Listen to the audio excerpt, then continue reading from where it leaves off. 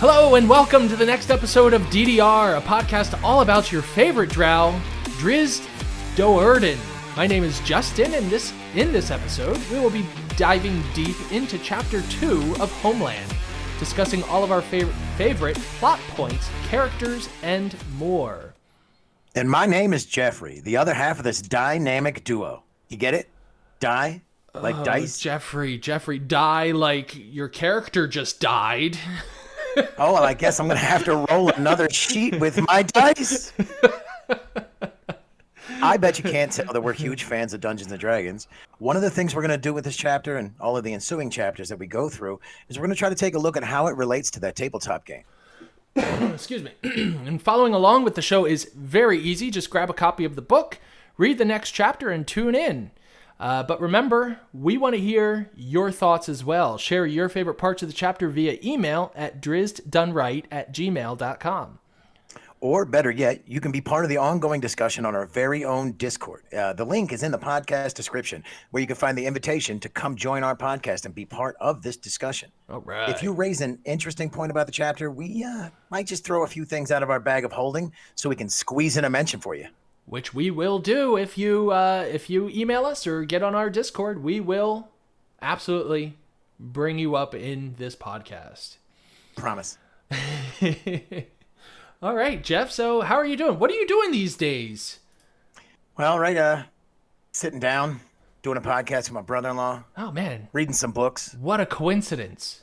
Is that what you're doing? That's exactly what I'm doing. No, I've been good, trying to get everything in order as Christmas rolls right around the corner.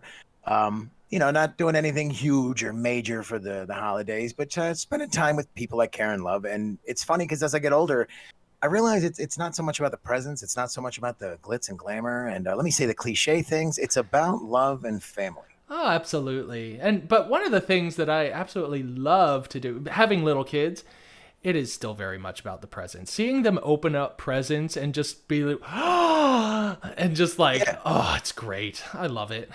I think that giving presents is one of the best things. Because I think, honestly, not to go too deep into morals or ethos with individuals, but for me, I think that being selfless is one of the greatest rewards you can experience. Oh, absolutely. Whether it's volunteering time or product that you make or things that you do, when you see somebody receive the gift you give them and their face lights up, whether it's a kid with a Christmas present or somebody you hold the door open for who's, lost all their hope for mankind, and you give that nice little random act of kindness, it's so, it's one of the best feelings. It is, absolutely. My wife and I took our two kids just this past Tuesday to a local food pantry and handed out just a bunch of baked beans, mashed potato, like dried mashed potatoes, things like that. And the kids were helping, and I mean, the people were just, it was a great time. It was a great experience for the kids.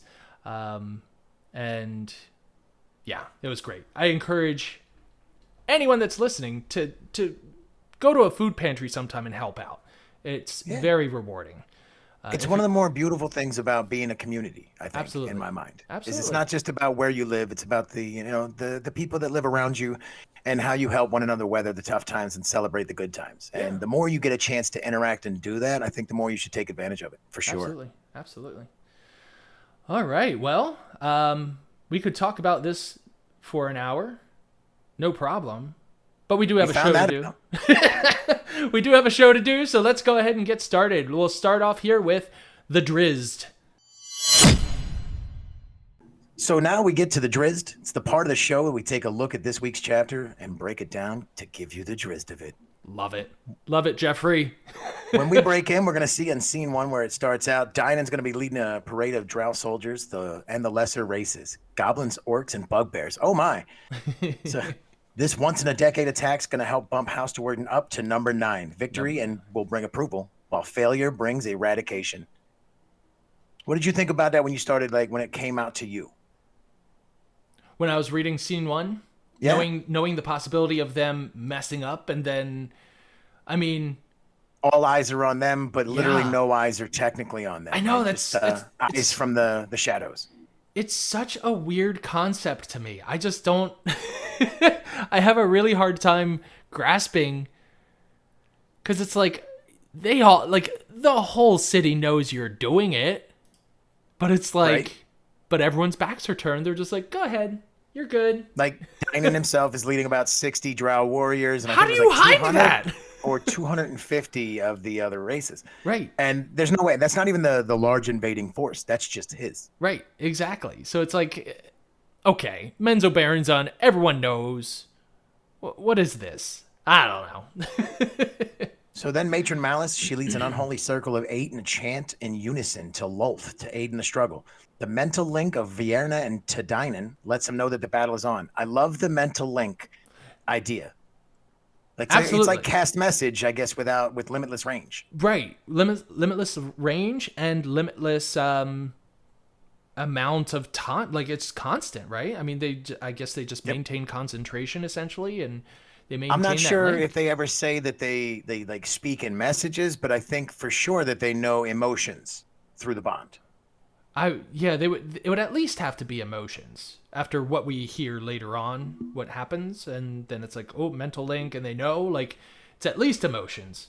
Right. Yeah. So then we're going to slide into the main chapel of House DeVir, where Matron, I think it's Guinevere, huddles with her 2 daughters and 5 clerics, their own unholy circle of 8, if you're keeping track, to pray for regaining Lolth's favor. And Guinevere knows she's about 20 of the 64 houses of Menzo Baronson can attack DeVir while they're weak, and then suddenly a chilling blast of psychic power lets her know they're under attack. Mm-hmm. I thought that was cool. Yeah, absolutely. That's very cool. I will say, in the podcast, in the audiobook I listened to, they do pronounce it Guinevere. So I understand who you're talking about. Just know that I'll probably say Guinevere. Guinevere. I'm That's just looking my at Forrest Gump of Guinevere.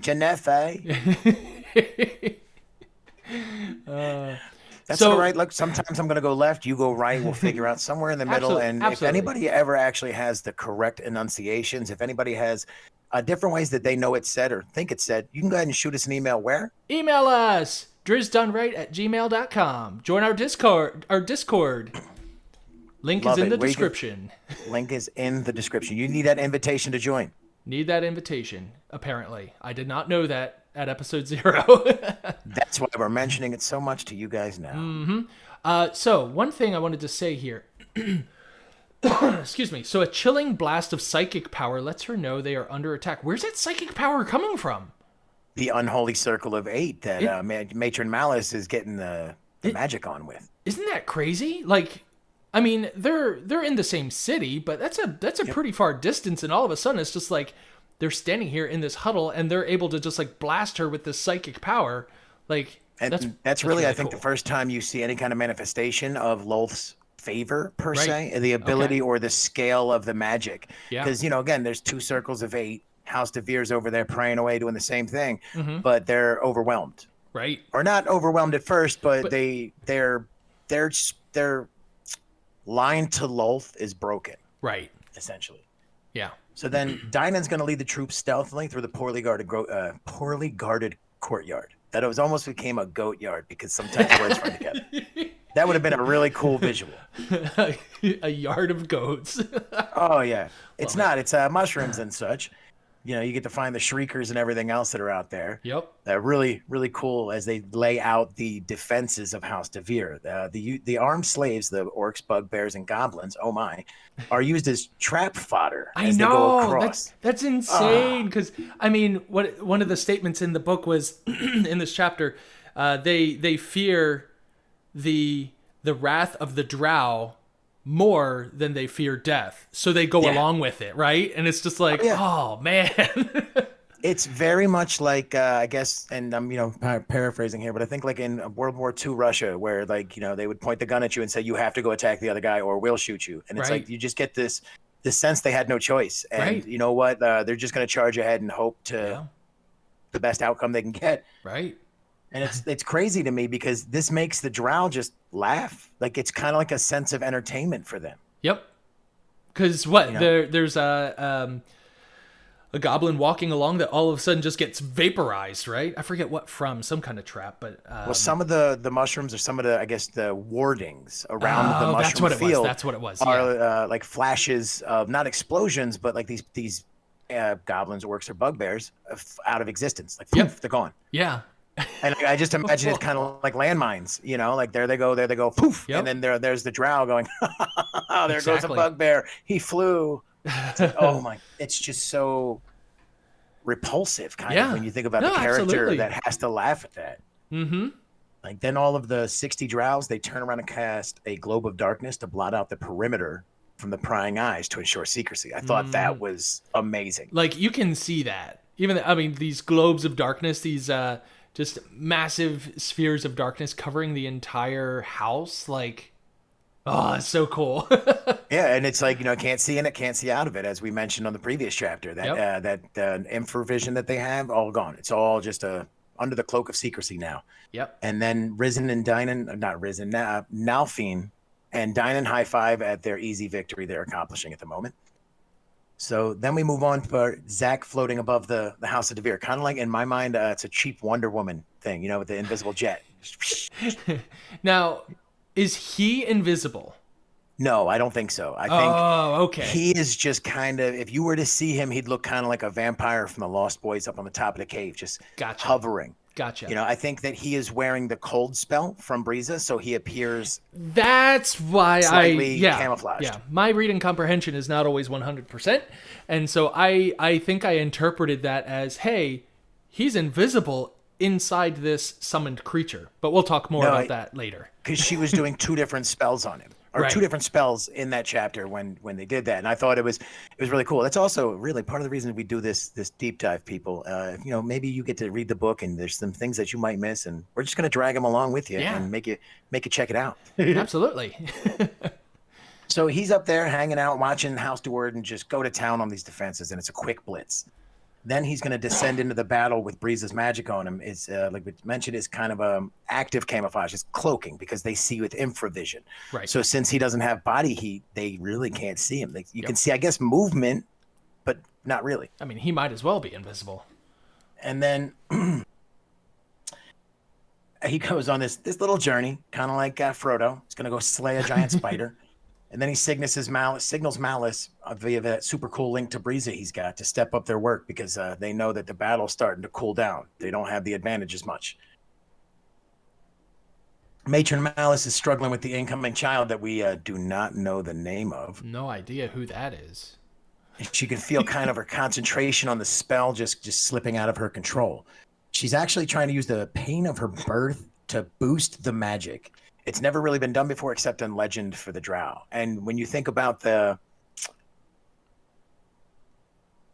personification of the deity of Lolth, it really kind of fits, because it's pain. It's the just absolute torture you're going through in that moment of physical pain, but also using that to clarify the mind and just boost your spell. Channeling it into your spell. And yeah. It's kind of like going Super Saiyan. Yeah. Big power boost. Oh, I love that. Right? And so Matron Malice then goes to, Breeza, being the high priestess and aficionado in pain that she is helping her with the incantation. And as Malice screams the final words, it kind of goes off like a bomb. Yeah, Boom! I know, and right? It knocks people off their feet. Like the clerics in House Do'Urden feel the explosion that happens. Not only like over in the DeVir house. Like it's crazy. Well, no, that's the one that happened in House Do'Urden, because that knocks off the clerics off their feet in the room with Malice. Oh, she'll go on to be dazed and kind of spent from the magic, but it irradiates from her like a bomb. And then it's so powerful that it echoes or travels all the way across Menzoberranzan and shatters the the gemstone idol of Lolth that dominates the chapel of DeVir. So like they can feel that incoming wave of magic, and even Zach's impressed because like the doors to the chapel are blown open. Right. So I'm sorry, I keep going back to this same idea. Mm-hmm. Are they still being secretive enough at this point? Right? Like Menzoberranzan, like, okay, everyone looks over at House DeVir. Hey, it's all blotted out in darkness. They managed to, if you remember though, they managed to wait until Narbondel had gone completely dark. Okay, so the giant spire in the middle of their city, has darkened. Okay, so they're planning this attack. That's right. I forgot about that. Darkest moment in Menzoberranzan. And then as soon as they're inside, they've casted all these lots of darkness. And so when you were to look over there from a distance, You probably wouldn't even notice. see it. Nope. Okay, but what about this explosion? I mean, someone has to be thinking. Anyway, You're right there, because when you think about it, if you're a magic user and this race has such a high propensity towards magic, they'd feel it, right? The expenditure of energy. You would think. I'm sorry. I don't mean to keep getting hung up on that, but I have a hard time with that. Well, no, and I think it's something, if you really think about it, they do mention that, they know the way the Drow are, but are they being sloppy? Right. So yeah, you hear the big boom, you know the cannon's been fired, but when you look over there, it looks okay. Okay. And all right. it came from there, and I think most of them will suspect who did it. But kind of like when you see those the murder mysteries, look, unless you got the proof, I'm still innocent. I can smile at you. Right. Okay. Yeah. No, I can buy that. That's a good point. So then Zach pulls down his hood, and this is where I thought, with the Powafwi from chapter 1, is it actively camouflaged because he pulls down his hood? But they don't mention the Powafwi. That's what makes me think this hood is different. Pulling down that hood is a full action. That's 6 seconds there, Zach. Because this is a magical hood. Wait your turn. Everyone else gets to go now. So this part gets crazy because what he does is he pulls the hood down to blind himself, kind of. Well, not kind of. He does to make sure. Oh yeah, that's right. Yeah, he covers his hood. He covers his face with the hood. Right. Yep. And then he goes ahead and takes one of those things that Drizzt had given him and slams it on the ground. And the sphere drops a pellet that glows with the brightness of daylight. I thought that was an amazing description, especially in the darkest moment of the darkest time of that day, in races that only really look at darkness unless they're clerics. Boom, there goes the brightness of the sun right in the middle of this room. So they're dazzled. What is it? Solar flare! And, it's all 7 of them, all of a sudden, their panic, their commotion make easy targets for Zach, who is kind of going all zen on them, right? Like, don't see them, but I know where they are. Boom, boom, boom, goes and cuts them all down. I'm going to be talking more about that. Oh, I love it. It's got to be disadvantage for all of them, but he is a master roller. Yeah. He doesn't even need to see, and he just destroys them all. Oh yeah, it's like such a coup de grace that his coup de grace, he hears the spell off to the side, grabs his whip and in a move that would make Indiana Jones jealous, snatches the tongue out of Matron Guinevere's mouth mid-spell. Crazy. I was like, man, Zach Defane, I bow down. You are an amazing warrior. That's what? He's the best. How do you do that? Cut down 7 people and snatch the tongue out of a matron's mouth. Right. And you're not magical. You're just a drow. And you can tell male drow. You can tell he's loving every second of it. Oh, this is his happy time. Absolutely. This is his children's programming as he, the sing-song dance goes in the background. He's loving it. He's loving it. Yeah, as this is going on, Breeza grabs the newborn child that Matron Malice is kind of walking around like a punch-drunk boxer, worn out, and starts screaming that it has to have a name in order to properly sacrifice the child to Lolth. Yeah. I thought that was interesting. Lolth is this chaotic lady or lady deity who needs a sacrifice, but it has to have a name. That seems pretty lawful there. But I mean it's also, though, completely cruelly evil because she really, I guess, wants you to sever a connection. That's true. So okay. You're personalizing that child. Absolutely. Because forever that child will have that name. You will remember that child. Not that females in female drow tend to hold too much attachment to males, but anyway. They don't really hold much attachment to anything. Yeah. They are vicious creatures. Yeah. In the drow culture. Right. So then Dean, he's going to meet up with his older brother Nalfine afterwards, and they're going to laugh about their impending victory. Then Dean goes and pulls the oldest trick in the book. He's like, "Oh, look out behind you, bro." And then Nalfine, instead of having any kind of question of duplicity, goes, "What? Where?" He spins around and gets stabbed smack dab in the middle of the back by Dynan. Oh my goodness. And Dynan is such a viper that he puts his cheek up to his brother and watches the light extinguish from his eyes. And repeats his thermal light. Yeah, and he repeats his last words, his brother's last words in his ear as he's dying. It's like, oh. Yeah, because it was something like what happened so fast that nobody noticed or something like that. Something like that, yeah. I don't know, it was just, it's such a good cinematic moment. Yeah, yeah. And then Malice realizes the baby's got a name. We're gonna call it Drizzt. What? Drizzt? Yeah, Drizzt is gonna be sacrificed. He's Well, hold the on. third child of a noble family, right? Well, That's how it goes. Third child gets sacrificed. Hold on, That's the rule. Jeff. What is the name of the show? It's Drizzt Done Right. So Drizzt Done Dead is what our show is going to have to be titled now? He's done right in chapter 2 because the third child of a noble family that's a male, it's got to be sacrificed to Lolth. Man. So Yeah. Sorry, keep going.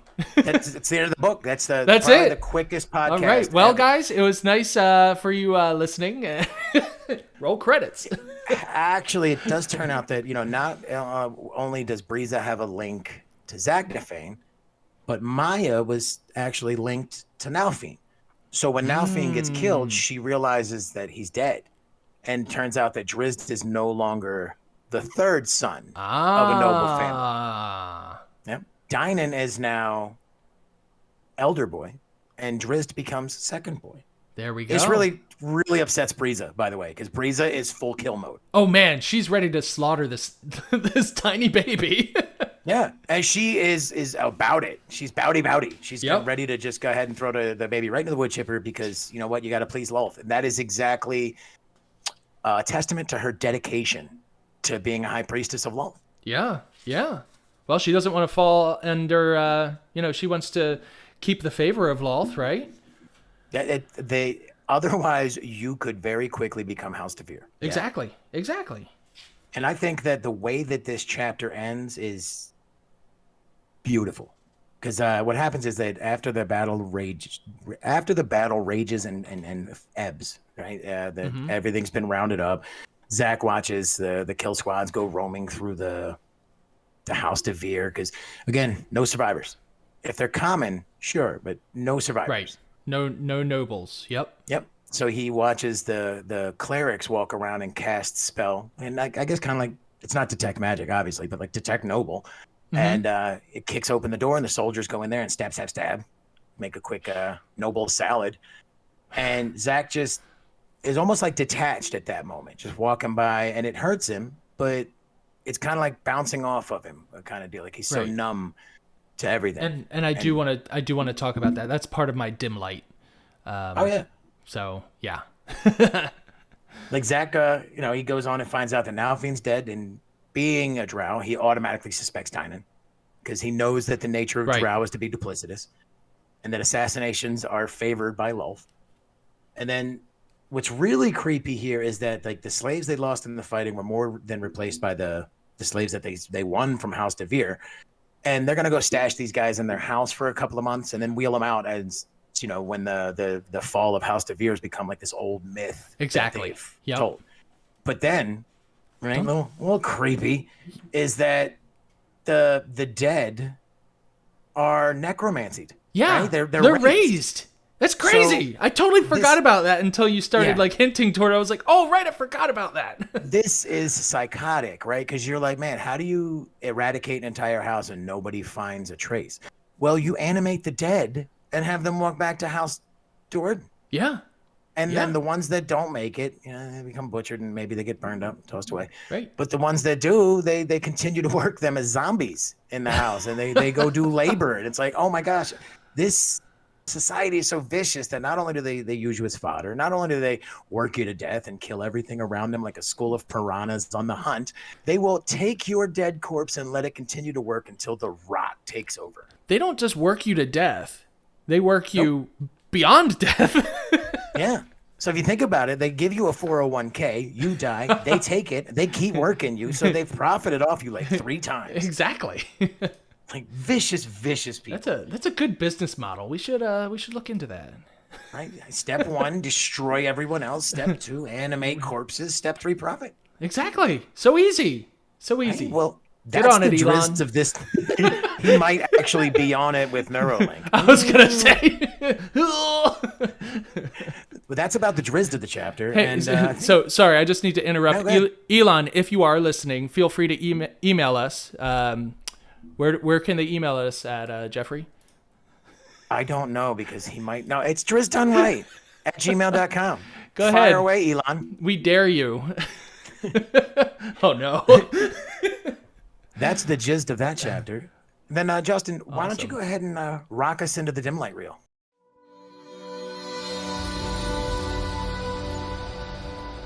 The dim light reel. It's where we cast darkness on our favorite parts of the chapter and dim light all of our favorite characters, events, descriptions, and more. So, in this chapter, I think we pretty much actually, like, you covered the one pretty well. But I'm going to start with this other one. We'll go in order, right? You know what? Just knock them out. Even if I cover it, you can come back and throw a Well, second no, coat of absolutely. paint on it, and it's a beautiful thing. Oh, absolutely. No, I didn't talk enough about what I wanted to talk about. So, or what you already talked about. Anyway. Luckily, we have a podcast now, and you get to decide how much you'd like to talk about it. Fire it up, buddy. Ah, man, this is great. So, combat descriptions. This is the first chapter. Oh, well, it's the second chapter, but it's the first time that we're seeing Salvatore describing combat. And, oh man, it's beautiful. In my book, I'm starting on page 22. I don't know how that corresponds to other people's books, but let's see. Yeah, this is right when Zach Nafane, let's see, he comes out of that fog creature, that air elemental or whatever it is, and he is face to face with two guards, one female, one male, and they it's three. I see two guards, one a female. There's the clerics later on. But the first... Right, that's the room of 8. I was pretty sure he fell upon 3 right out of the gate. Exactly, yeah. But at first he's fighting two guards, and they hesitate in confusion because they're not sure what's going on because of his cloaking that he has going on. And he says, they hesitated in confusion, trying to sort out the true form of this unremarkable gray blur. Too long. And they have never heard of Zaknafane Do'Urden. They didn't know that death was upon them. And then I have this whole next paragraph highlighted because I just love it. This whole combat going on.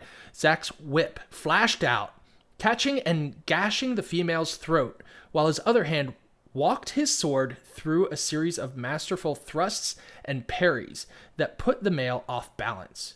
Zach finished both in a single blurring movement, snapping the whip-entwined female from the terrace with a twist of his wrist and spinning a kick into the male's face that likewise dropped him to the cavern floor. And so, with a thud. There was a... Oh man. And then there was another description over here, another combat on page 24. So this is where he's fighting all the clerics. A snap of his whip was the only explanation he offered as a smashing... Oh, yeah, this is the ceramic globe, right? We talked about that. The sphere shattered, dropping out a pellet that Briza had enchanted for just such occasions, a pellet glowing with the brightness of daylight. For eyes accustomed to blackness, tuned into heat emanations, the intrusion of such radiance came in a blinding flash of agony. The cleric's cries of pain only aided Zach in his systematic trek around the room, and he smiled widely under his hood every time he felt his sword bite into Drow flesh. He heard the beginnings of it, and we talked about this. I love it. He heard the beginnings of a spell across the way and knew that one of the DeVirs had recovered enough from the assault to be dangerous. The weapon master did not need his eyes to aim, however, and the crack of his whip took Matron Jennifer's tongue right out of her mouth. Man, I wish I could DM like this. The way that he just... His descriptions, I mean, like, I'm not a violent person, but these are... That you know of. Right? But these descriptions that he has, you can see exactly what's going on with every time, like, his blade, what was it? his other hand Fight walked for his flesh. sword. His other hand walked his sword through a series of masterful thrusts. Like, you can see that. Just his descriptions are. Well, in your head too, it's one of the things we had mentioned about like what made you fall in love with the book in our episode 0. It really is the description of a ballet dance because it's not the wild hack and slash of a amateur. Right. Zach Nafane is so honed in his skills that he is essentially dancing. Oh, yeah. And at the end of his arms are these just wicked blades and instruments of destruction. Yeah, and so it's just, it makes his reading so engaging. Just you can't put the book down halfway through one of these combats. It's, No, it does drag you all the way to the end of that chapter because you can't just like, well, I've had enough. Like, no, you haven't. Like, it's not super detailed, but you can see it. And man, I would just love to be able to mimic that skill. I mean, I don't know how long it necessarily took him to write those paragraphs, but I can tell you that I could spend 20 minutes and not come up with anything half that good. And in a D&D game, you're expected to kind of like do it on the spot. Usually as a DM, I'm just like, well, I mean, what are you doing? Okay, you're using your longsword. Okay, roll to hit. Okay, that hits. How much damage? That damage. Okay, you bring up your sword with 2 hands and you come down on top of his shoulder and I mean, part of that too, though, has to be that we are very amateurish as rollers and players at the dungeon. So while you DM, you do got to explain to us that we have to roll a d6 for damage, or like just, right. Helping with the machinations instead of being free to also think about where your next jaunt is going to go. Right. So, oh my goodness, just reading through these descriptions, the movements just feel like butter. It just feels like it's so smooth. The way he writes, it's just so smooth, and that's great. Anyway, what do you have for the dim light reel? For me, I had the an event that stood out, and I think it, to me it's Dynan assassinating his brother in order to become Elder Boy. Like I mentioned a little bit when we went through it, but it reinforces the viciousness of the Drow and the chaos in which like Lolth revels and rewards her followers. That in the middle of destroying House DeVir so that House Do'Urden is able to go from 10 to 9, there is the second boy, Dynan, who we know has this complex about how they're viewed and about how his respect he's given when he messed with the bugbears in chapter 1.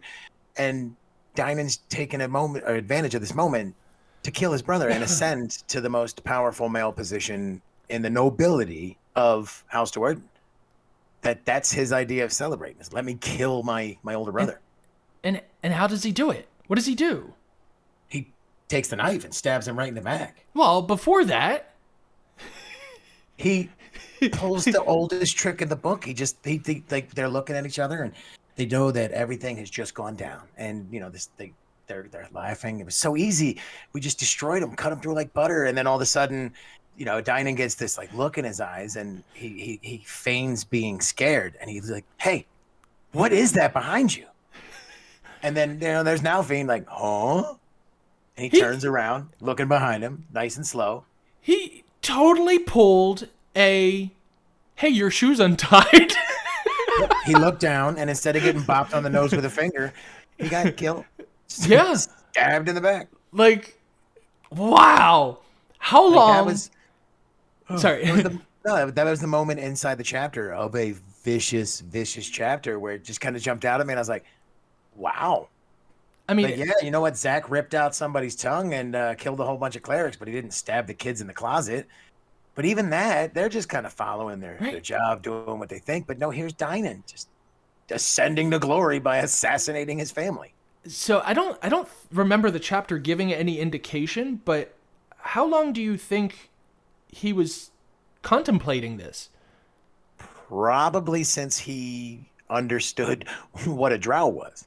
Like once he understood what being second boy meant, he was probably planning the demise of his brother. That's exactly what I was saying. Probably from day one. Like I was gonna say like as soon as he was born, but of course your answer makes more sense. He wouldn't know. Well, because we do learn a little bit about the trainings of the Drow. Yeah, once he starts to understand his role in the family, I think he would automatically start looking at it and being like, mm-hmm. Whenever I get the chance, he's going down. No, that's exactly what I was thinking. But man, I mean, wow.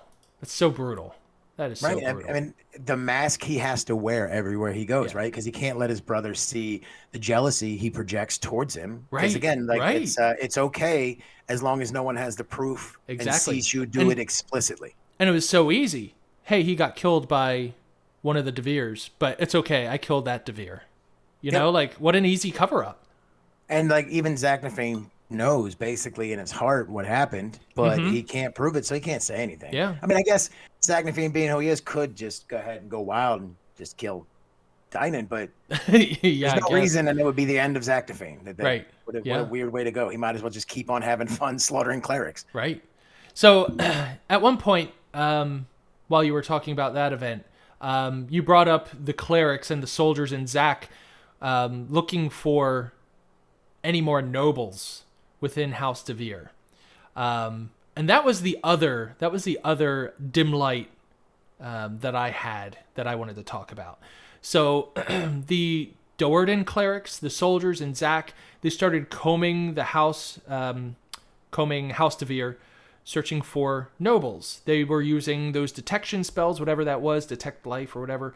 And of course, because they needed to clear all the nobles for a clean victory. And the clerics eventually point over there and behind a like panel. A bloodhound. Yeah, exactly. For a duck or something. Yeah, and there's a bunch of DeVir children behind this secret door. And this is where I had a question, I think it was last episode, where it was Zach Nafane. Does he want to kill all Drow, or is it just the higher-ups? And it was in this moment that I kind of feel like he doesn't want to necessarily kill all Drow. He's more just concerned about those higher-ups. He doesn't like the way that Menzoberranzan runs in general, and he wants to kill those in power, essentially. Which here's a funly ambiguous way to say it, right? Is he wants to kill the Drow, you know, the most Drow of the Drow. Okay, so, like, yeah, the people who follow the tenets of Drow are a target from Zach Nafane. Right, exactly. It's kind of like oh man, I'm trying to think of the parallel. It's like, you know, if you're pure and you don't feed on anybody as a vampire, then the vampire hunter doesn't have to come hunt you down. Right. Yeah. So like, as long as you haven't done your feeding, yeah, you're of no interest to Zach Nafane. Right. Obviously, they're not vampires, but like, you know, the tenets and the ethos that make a Drow, the clerics, the priestesses, the ones who do assassinations, the one who goes and stabs children in closets, those are the ones that Zach is more than happy to find. Yeah, and so, well, you kind of get a glimpse into his heart during this moment, because it says Zach quickened his pace to get beyond the scene. He obviously wanted to get away from it. He wanted to put it behind him. He didn't want to be there. He didn't prevent them from killing the children. All right, so I guess there is that. But Salvatore does go on to say, but he heard vividly the children's helpless screams as the hungry Do'Urden soldiers finished their job. And I can't help but think that Zach wasn't necessarily totally on board with that. Based off of the way that sentence, the way I read it, it didn't seem like he was necessarily on board with it. But of course, there was nothing he could do about it. There were a ton of soldiers and clerics there. He wasn't about to be able to stop any of them. It had to happen. I think it kind of speaks towards the fact that Zach sees his vengeance as more important than any individual moment. Because I think it almost looks like he sees himself as an instrument of justice to destroy the Drow society. Yeah. Like the priestesses, the clerics, the vicious Drow. And knows that if he stands up for this one instance to save the children in the closet or whatever, that the Drow society will roll right over him. Exactly. Kill him. And he will not be able to be a thorn in their side. Exactly. Yeah. So he's definitely a very interesting character. And I'm very excited to see where he goes in the rest of this book. Yeah, no, and for me, that's what actually brought up my my last thing for the dim light reel, it's the speech that Zach gives at the end of the chapter. Mm-hmm. You know, at this point, we had talked about the fact that the battle had faded out. Everybody had been hunted down, snuffed out. And Zach is standing in this mushroom field outside of House DeVir, looking at Menzo Berenzon and understanding that he's being watched. He doesn't know it, but he feels it. Yeah. And I think this is what you were talking about earlier. It's the same kind of idea. Is it's like everybody knows what's going on, right? Like it's not a big enough place that they don't hear the gunshot. Yep. Like everybody's peeking out their window between the curtains, right? They're all looking. And that leads Zach to kind of like stand up, and he turns and goes, "What place is this that is my world? What dark coil has my spirit embodied?" He whispered the angry disclaimer that had always been a part of him. "In light, I see my skin is black. In darkness, it glows white. In the heat of this rage, I cannot dismiss. Would that I had the courage to depart this life, or this place, or to stand openly against the wrongness that is the world of these, my kin, to seek an existence that does not run afoul to that which I believe, and to that which I hold dear. Faith is truth."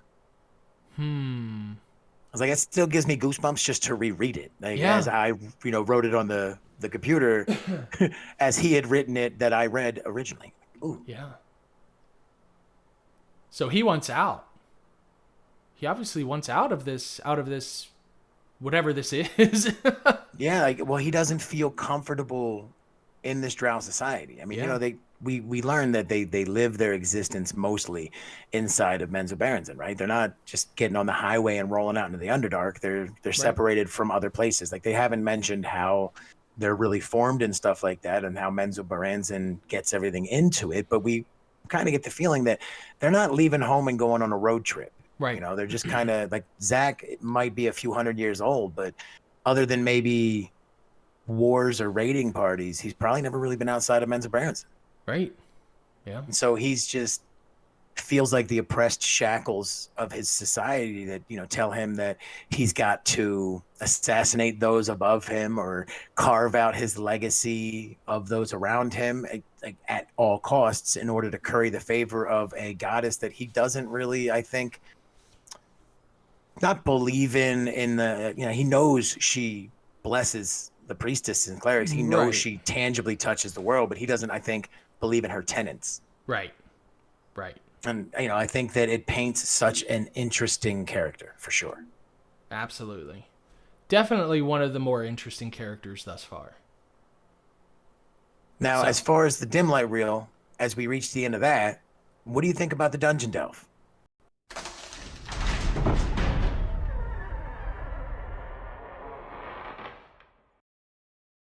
The Dungeon Delve, it's the part of the show where we link this chapter with our favorite tabletop RPG. Again, we play 5e, but, we invite other people that play other versions of Dungeons & Dragons to provide their input as well. If there's a magic item in the original version of Dungeons & Dragons that shows up in the book that we don't see in 5e, let us know. Send us an email. Where can they send an email? How do they send email?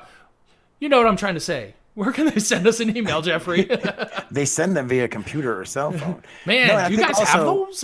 One of the fun things is if you guys have homebrewed your own items, something that we mentioned, something we come across, something in the chapters, why not just go ahead and shoot us your stats on your homebrew and tell us what made you think about it?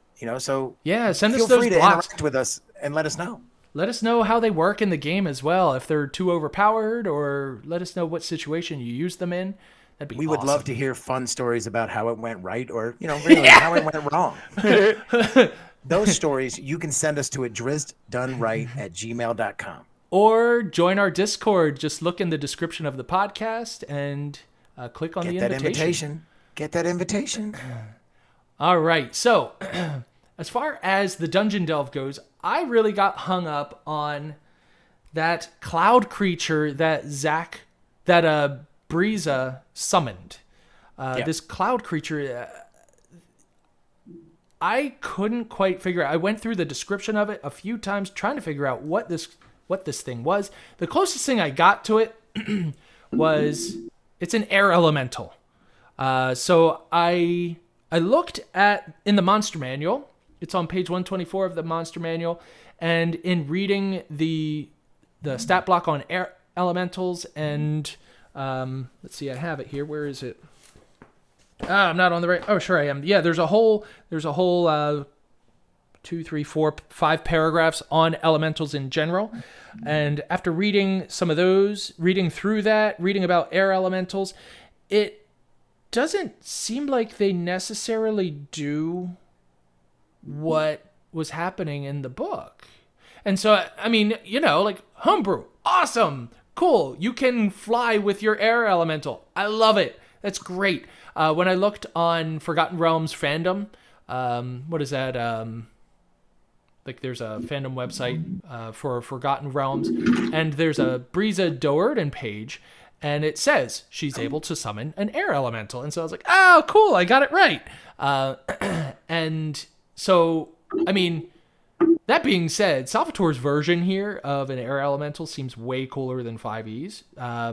Perhaps I misinterpreted what was exactly going on in the story here, but it sounds a lot better. Again, imagine just like riding an air elemental into battle, but he was completely invisible inside it. We have since cleared that up. He was only completely invisible because within the infrared spectrum. That's why he appeared invisible, because they were using infravision, the Drow, and so they were really confused as to what was happening. So I understand that now. That makes a lot more sense. Salvatore, really, if you think about it, does a fun thing where he takes advantage of this hubris of the Drow, where they can see in the dark and they can see heat. So they're really not looking for movement. They're not looking for anything disrupted that might not be heated, because they are so accustomed to their heat vision, the infravision, giving them an advantage over seeing in the dark. Yeah. So they're literally blinded by their sight. Exactly. So back when I thought that they do still have a really high flying speed, like 90 feet. So, I mean, those things could rip across a battlefield like nothing. And in our game, they provide any armor? Like, can you hit an air elemental with anything physical? Its armor class is 15. It's resistant to bludgeoning, piercing, slashing, along with lightning and thunder. Right, but if you were riding on the back of a gigantic, say, air swan, if I shot an arrow to the belly of the air swan, would it go through the air elemental and hit you? I have no idea. Well, if anybody does have an idea like that, or any way that might play out, or an answer to it, shoot us an email for sure, please. I mean, as a DM, I would probably say it. I don't know. I don't know. Maybe that just needs to happen, and then we'll see what I do. But in our game, we have a human barbarian named Rock, R-A-K, and I just imagine like putting Rock inside an air elemental and just sending him off like to wherever the baddies are. Like he would just destroy everything with his flaming nacho axe that he has. So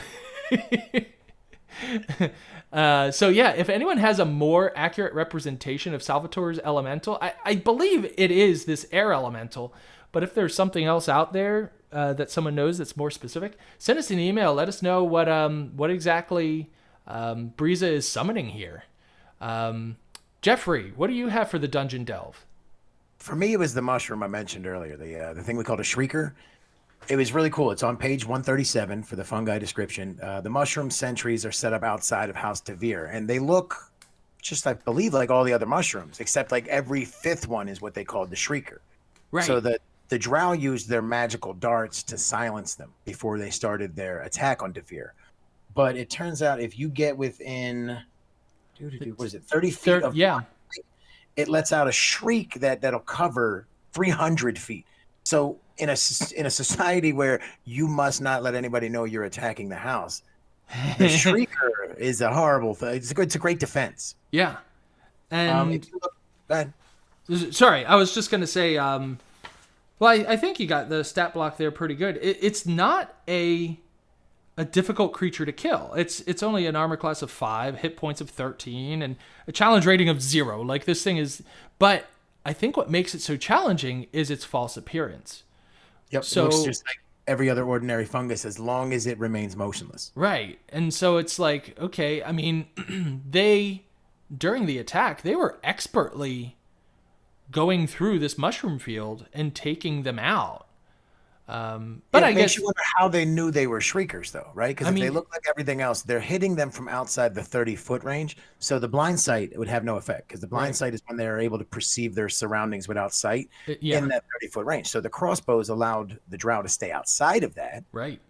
But how do they know which ones are the shriekers? I You'd have guess to shoot all the mushrooms, which they clearly didn't. But like, I'm did you have inside knowledge? I feel like they're probably just almost accustomed to it. But at that point, it's like, well, what's the point of having the shriekers? You know, if everyone can tell what a Right. shrieker There's looks no like. real But camouflage, right? exactly, yeah.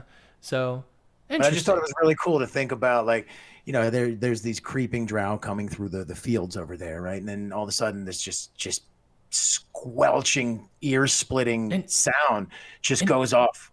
and what do they sound like? Do they I sound don't like know. like a I'd imagine Nazgul?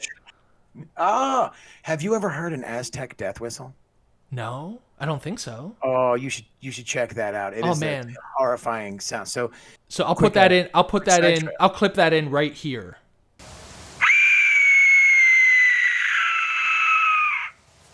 Yeah. Quick side trail. What you're going to hear is the Aztec death whistle. They would carve these things, and when they blow through them, it emits that horrendous sound. That was what they would do before battle. So they would Huh. line up on, like, opposite sides of not the Ooh. cliffs, right? But these fields where the dew and the stuff in the morning is still kind of hanging over the field, and you'll hear this nasty, freaky sound just cut through the morning air, and it's worse than bagpipes. I'm not gonna Right? lie. Worse than bagpipes. I just Googled, and as soon as I saw the picture, I got literal chills going down my spine. Yeah, It's it like is this skull-looking whistle, and It there's does like, sound like something the drow would use. huh? And there's like 3D printable STLs and everything. Oh yeah, and like I said, they are horrific in sound. Huh? Yeah, I'll definitely clip a soundbite in if I can find one. All right. Well, I think that just about does it for this episode. So we want to thank you all for listening. Remember that if you like the show, give us a 5-star rating. Also, make sure to get the most out of this podcast. Pick up a copy of the book. Read along with us. I know sometimes it's hard to find the time or the right location to sit down and read along. If that's what's holding you back, go ahead and pick yourself up an audiobook and listen to it during your commute. Listen to it while you're at work, getting things done productively. Maybe while you're crushing it at the gym. Whatever works for you. When you've read chapter 2, shoot us an email at drizztdoneright@gmail.com or log on to our Discord and join in. You can find that invitation in the link description of our podcast link. And remember, we'd love to hear from you. So it's been a blast, but now it's time to say goodbye. It's never easy to say goodbye, so I'm going to say farewell. Play fair, be well.